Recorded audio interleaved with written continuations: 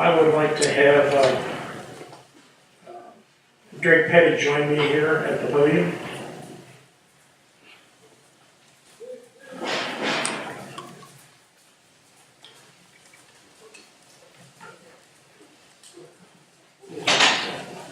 Yes, sir. Thank you.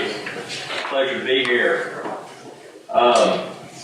If you'd indulge me for just a second, I noticed your moment of levity is reduced to a piece of paper. I don't think Charles Baker would like that.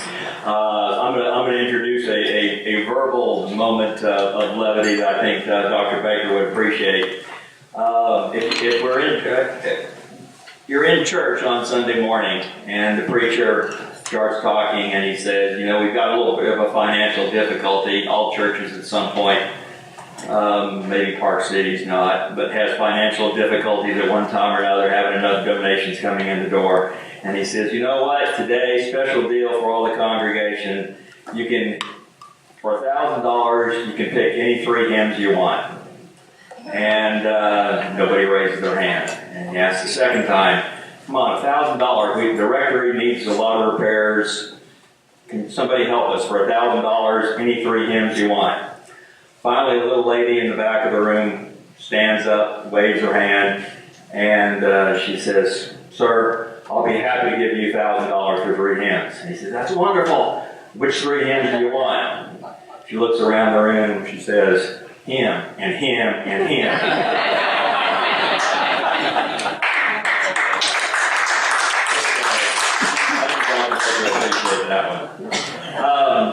As state secretary, you know, one of my major functions is to manage the membership for the society. One of about 30 different things I do.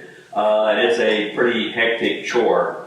And we've got about 3,100 members that we consider active in the Texas Society, biggest in the country. And that keeps me pretty busy because we get about 350 to 400 new members a year. We get about 50 to 60 changes in membership every month. And like I said, about 400 new members a year. So I want to commend the Dallas chapter for the wonderful work that they do in helping us get members paid up, which is not an easy chore.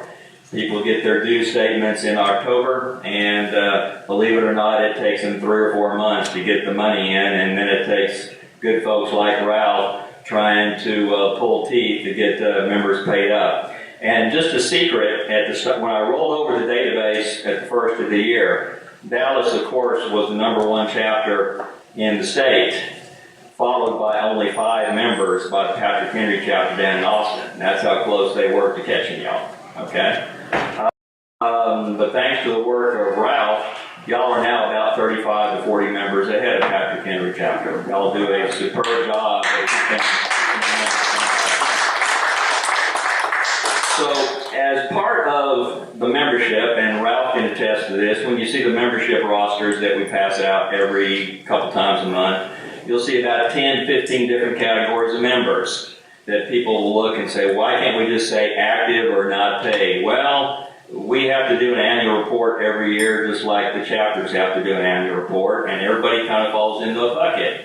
When you paid, how you paid, whether you're a junior member, whether you're deceased or not, memorial members, somebody transfers in, somebody transfers out. We also have a class of members. Before I get much farther, can I have our President-Elect come and join me? I'd like to make this is kind of a state presentation, and this is his home turf, Dallas chapter, so I'd like him to kind of help me with this, make the presentation.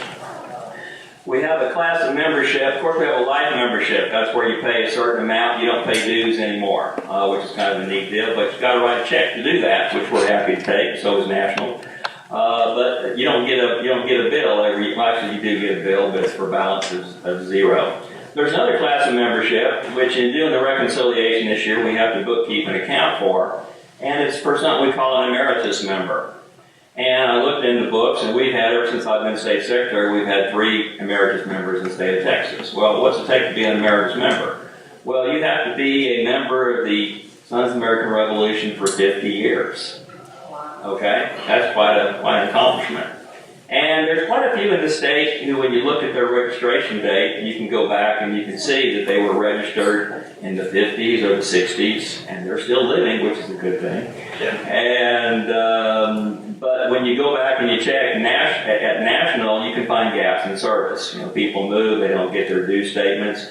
And one thing that's important about reinstatement, for why Ralph is pushing everybody, because when you don't pay your dues, there's a gap in service. It's just like your subscription to the NRA. You don't want your NRA membership to expire, or have a gap in service.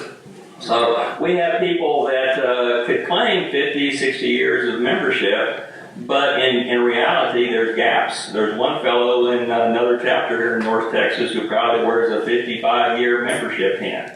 But in checking with him, I found out that he didn't pay any dues between 1971 and 2011. So there's kind of a sizable gap in there. So he wouldn't quite classify as an emeritus member. So an emeritus member is somebody who's actually paid their dues consistently for at least 50 years.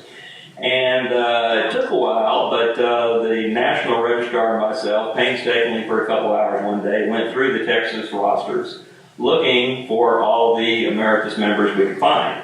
And of course, you start and sort by due dates, maybe by membership dates, and go through and look. And lo and behold, we had 3 in the state, and now we have 16. And 7 of them actually were in the Paul Carrington chapter down in Houston. I was impressed that they had 7, because to have 7 that are still living is a good thing. And in checking, we found there were a lot of 50-year members in the Dallas chapter, but we had 2 that were actually paid for 50 years. So what an emeritus member gets, besides a nice certificate to hang on the wall, they don't pay dues anymore. And this comes from national and is supported by the state. And when you look at those buckets on the rosters that I published, there's a little category that says emeritus member, so we separate you out and make you special. That you no longer have to pay your dues. You've been a member of this society for 50 years. So we have one member that's here today we'd like to make a presentation to, Robert Kittrell. Would you come on down?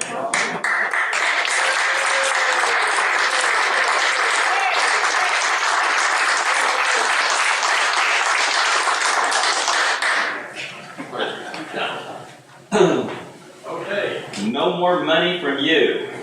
Okay.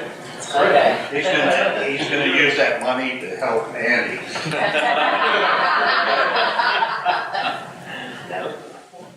Okay. You need to take a look.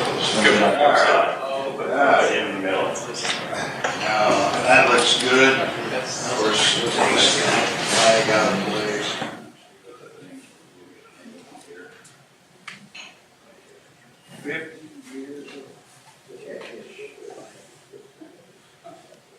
Fantastic. Thank you. Very good. Thanks again. Thank you. Have a good day. Get my file, got